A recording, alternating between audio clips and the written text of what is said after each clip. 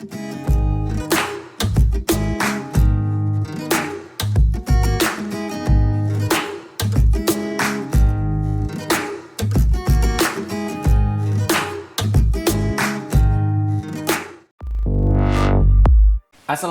Sobat Traveler, welcome to my YouTube channel, The Tour Leader Story. Alhamdulillah di vlog ini gua akan membahas mengenai perbedaan istana dan benteng.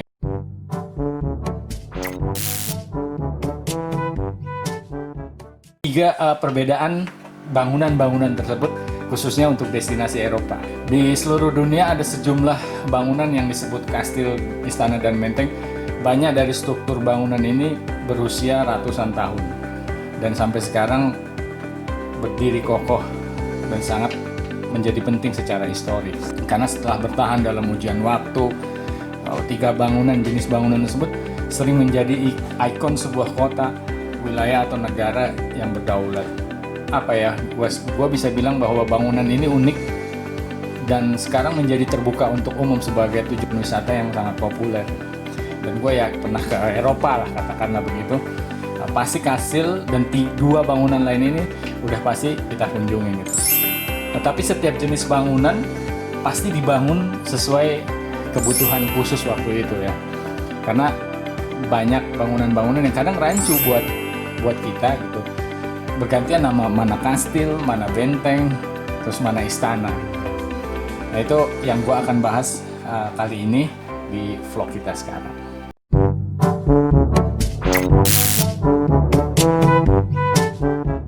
Oke bro, sekarang kita gunakan istilah kastil, istana, dan benteng secara bergantian.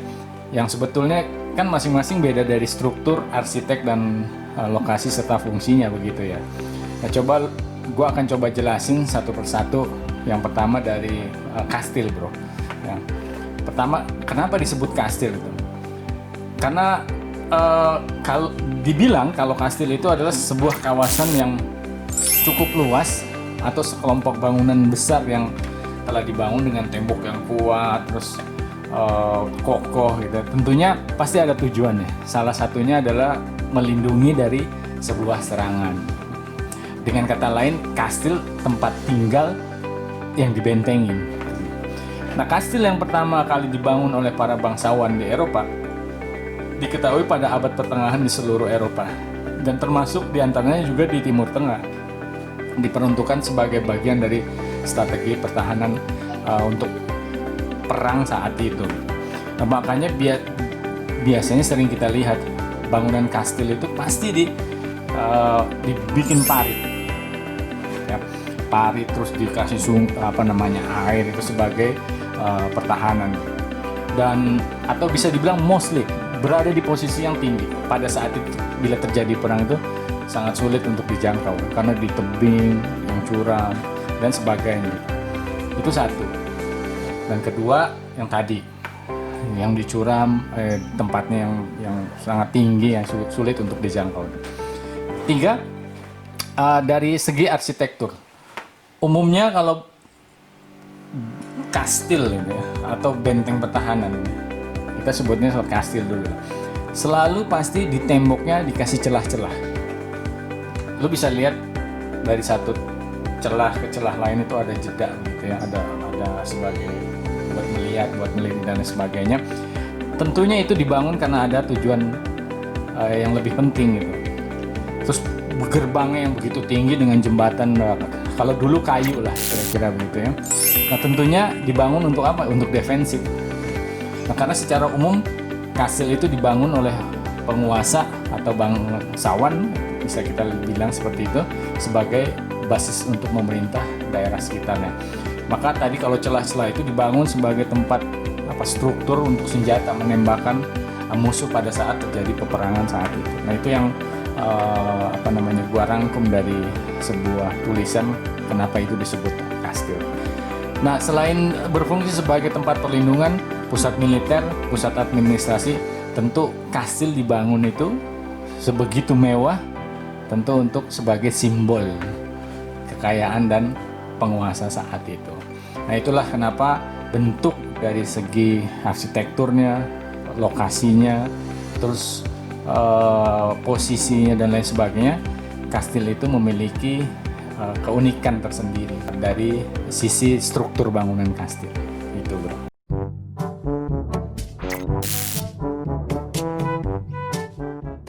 Kita tahu kalau di Eropa banyak kastil, khususnya di negara-negara Eropa Barat atau Eropa Timur. Nah, kalau gue tanya, negara mana menurut lo yang paling punya banyak kastil? Ternyata yang paling banyak kastil sampai sekarang di dunia yang eksis ya, itu adalah negara Jerman. Jadi negara Jerman adalah negara di dunia yang paling banyak memiliki kastil di seantero negeri yang ada di muka bumi. Katanya ada sekitar 25.000 kastil yang still eksis. Bahkan tahun 2018 European Castle Institute mulai merekam kastil yang ada di Jerman untuk mendapatkan jumlah yang tepat. Perlu 10 tahun untuk merampungkan hitungan yang luar biasa gitu ya. Nah, pertanyaannya, kenapa Jerman yang paling banyak memiliki kastil? Gak ada satu penjelasan yang clear, yang jelas kenapa sebegitu banyak Jerman memiliki kastil. Tapi sejarah bangsa dapat memberikan satu penjelasan. Nah, sebelum Jerman menjadi satu seperti negara sekarang, katanya Jerman ini terdiri dari banyak suku. Bahkan ada catatan kurang lebih 3.500 sebelum Masehi menunjukkan bahwa suku-suku ini saling bertarung, saling ingin menguasai dan lain sebagainya. Maka didirikanlah kastil-kastil atau benteng pertahanan. Kedua, karena mereka kenapa banyak? Karena ya mereka selalu konstan mendapat serangan dari luar. Jadi suku-suku Jerman mereka membangun istana untuk melindungi diri mereka sendiri. Nah, kalau kita tahu bahwa sebenarnya tidak hanya Jerman yang banyak membangun kastil. Kastil-kastil bermunculan di seluruh Eropa untuk mencegah serangan bangsa Viking. Kita tahu bahwa Viking dari Eropa Utara itu sangat menguasai. Penjelajahannya itu menyebar ke daerah Britania Raya, terus sampai ke Eropa Barat, hingga ke pelosok, ke selatan, lebih selatan lagi, bahkan di negara Spanyol sampai ke Turki. Nah, sampai saat ini selain Jerman, ya tadi seperti gue bilang, Prancis, Spanyol, Inggris, banyak masih berdiri kastil-kastil yang masih ditinggali atau hanya sebagai objek wisata. Nah, bahkan di Wales, di Britania Raya, adalah negara bagian di Inggris yang memiliki jumlah kastil tertinggi per mil persegi. Bisa bayangin kalau tertinggi per mil persegi, berarti begitu padat kastil-kastilnya, berarti banyak bangsawan-bangsawan yang tinggal di sana waktu itu, ya tentunya untuk melindungi bangunan atau kekuasaannya. Nah, tapi jelas secara jumlah Jerman masih tetap yang memiliki kastil terbanyak di dunia. Kastil yang paling sering dikunjungi sesuai referensi tourism gitu ya. Jadi kalau lo mau ke sana, terus atau ada niat para traveler juga mau tahu kastil seperti apa, ada dua yang gua akan informasikan di sini. Ternyata yang paling sering dikunjungi oleh Eropa ya. Kenapa orang Eropa? Karena kalau orang Asia mungkin kita hanya ikut datang sesuai dengan informasi yang kita. Padahal bro, kastil yang paling sering dikunjungi oleh orang Eropa itu, satu, Kastil Wartburg, dua, Kastil Liechtenstein. Jadi dua itu yang gua akan share ke teman-teman traveler. Kenapa Kastil Wartburg menjadi kastil yang paling sering dikunjungi oleh para traveler, khususnya traveler Eropa ya.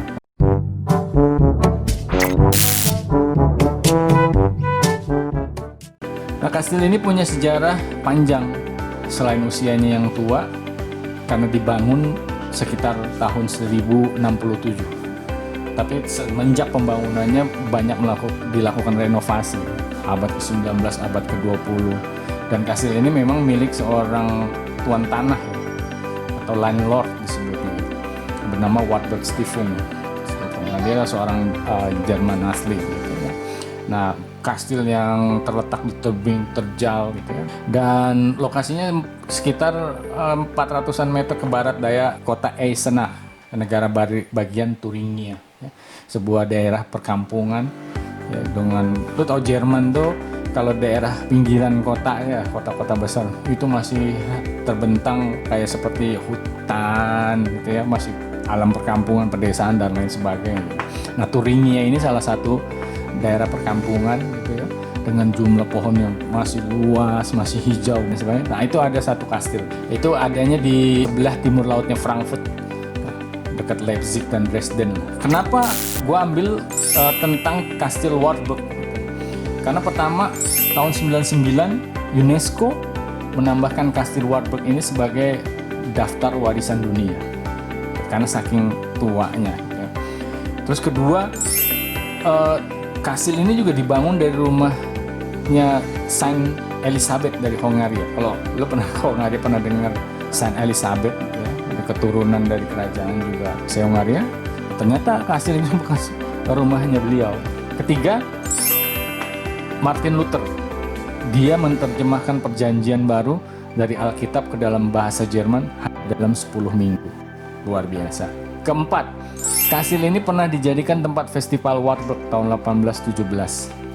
Sebelumnya menjadi tempat singer nyanyi, tempat kontes gitu, kontes Wartburg.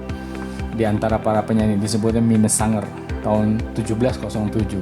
Yang paling menarik lagi, kalau lu pernah ke Neuschwanstein, ternyata kastil ini juga legendaris. Kenapa? Karena ternyata kastil ini menjadi inspirasi yang sangat penting buat siapa? Ludwig II ketika ia membangun kastil Neuschwanstein sebagai kastil seni. Nah, itu akan sangat berhubungan dari seni, dari segi sejarahnya gitu.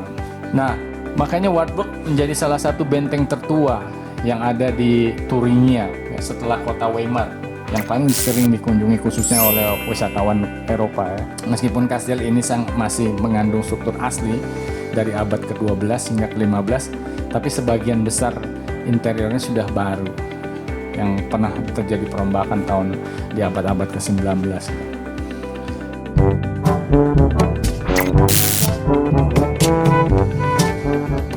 Nah, kedua bro, Kastil Liechtenstein atau Schloss Liechtenstein adalah kastil kedua yang paling banyak dikunjungi, dan kastil bergaya gotik milik pribadi yang terletak di Jura Swabia di bagian selatan dari negara Jerman. Nah, lo mesti bedain antara negara Liechtenstein di Vaduz dengan Kastil Liechtenstein, karena kalau di Vaduz itu sebenarnya Istana Vaduz yang di Liechtenstein. Kalau ini Kastil Liechtenstein di Swabia, Jerman. Ya. Kastil ini dirancang oleh Karl Alexander Hedloff, yang secara harfiahnya